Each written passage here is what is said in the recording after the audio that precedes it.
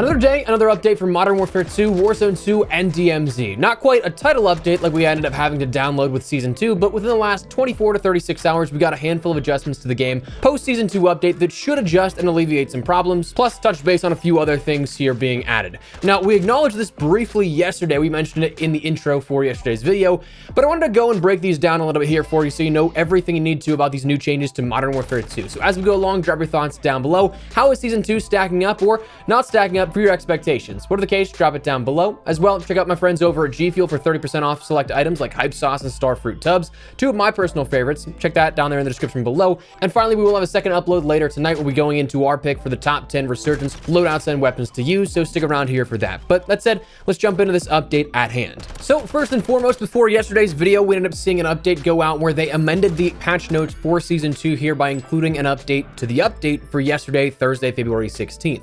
This ended up changing globally bug fixes across the board, but also a few things in Warzone 2.0. For the global changes, they stated they fixed several issues causing crashes on game client start as they continue to prioritize further fixes. They fixed an issue that prevented battle pass tokens that had rolled over from Season 1 from appearing correctly in the UI. They fixed an issue that caused view distortion while using the riot shield. They fixed an issue where mouse and keyboard players could not remove certain blueprint attachments in the gunsmith. They fixed an issue that had caused visual misalignment while previewing some weapons, and they fixed an issue that caused visual misalignment while using the killstreak tablet or heartbeat sensor. Now, for the Warzone 2.0 side of things, they fixed an issue that caused players to lose the ability to move after reviving a downed squad mate. They fixed an issue that prevented armor plates from automatically filling the active slot until the player manually equipped the first one. And it fixed an issue in DMZ where players were holding invisible weapons when no weapons were actually equipped.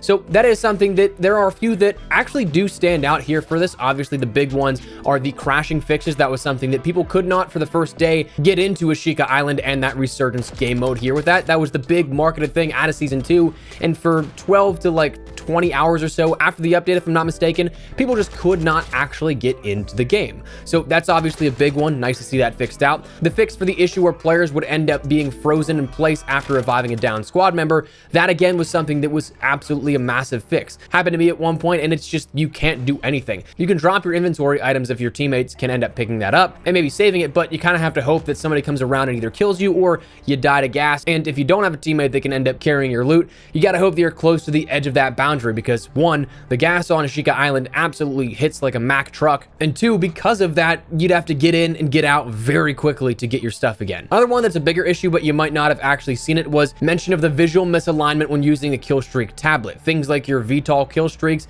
you couldn't actually see where you were calling that in for about half the tac map of the match you were in. So that was something, glad to see that fixed out as well. Beyond those patch notes though, on the additional patch notes for Thursday the 16th, they ended up later stating that they fixed an issue in Infected where players could only get shotgun loadouts. So that should now have a varied rotation of weapons that you have available to play with. And then they also stated that they began to roll out a fix yesterday to address persistent camo progression issues with polyatomic impacting a specific group of players. That process should be completed in the next 12 hours, and players can expect to see that issue resolved.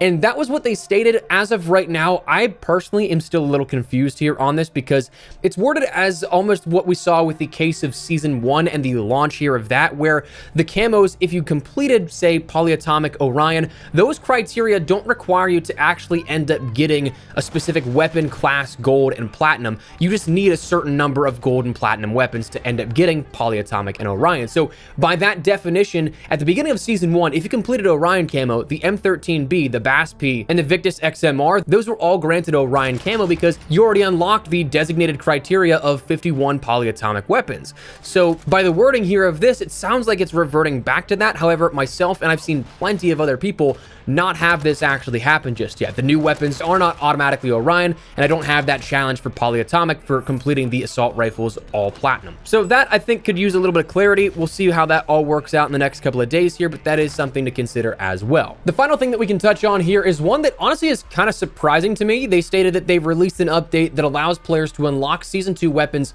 through extraction in DMZ.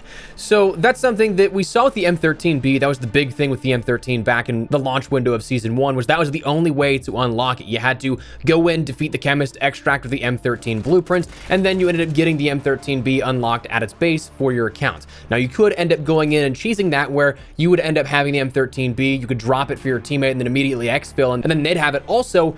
But that's something that I didn't think think applied to battle pass weapons, but it seems like it does. So like if you have a battle pass weapon that your friend doesn't, try it out, because apparently it seems like that now is a way to unlock it that bypasses that for you. So kind of odd. I don't know if it's exactly one-to-one with the case on that, but I mean, that's what they listed on their Trello board. So anyways, that is the changes here made within the last 36 to 48 hours since Season 2 has launched, and it is something that we'll see more changes coming up in the future. They do have a ton of things marked as global issues across the board, Battle Royale, DMZ, and multiplayer in particular. We'll leave the Trello board down there in the description below if you guys want to follow along. I'm honestly pleasantly surprised that they have this actually relatively updated. It was the first time in a while that it seems like there's some decent activity on the Trello board. So you have a lot of things that are logged as investigating, as things they are aware of. So if there's something that you're having an issue with, go and check it out. It's very possible it could be on that Trello board. We will have another video upcoming here soon after maybe this period of uncertainty of if we'll get an update here tomorrow,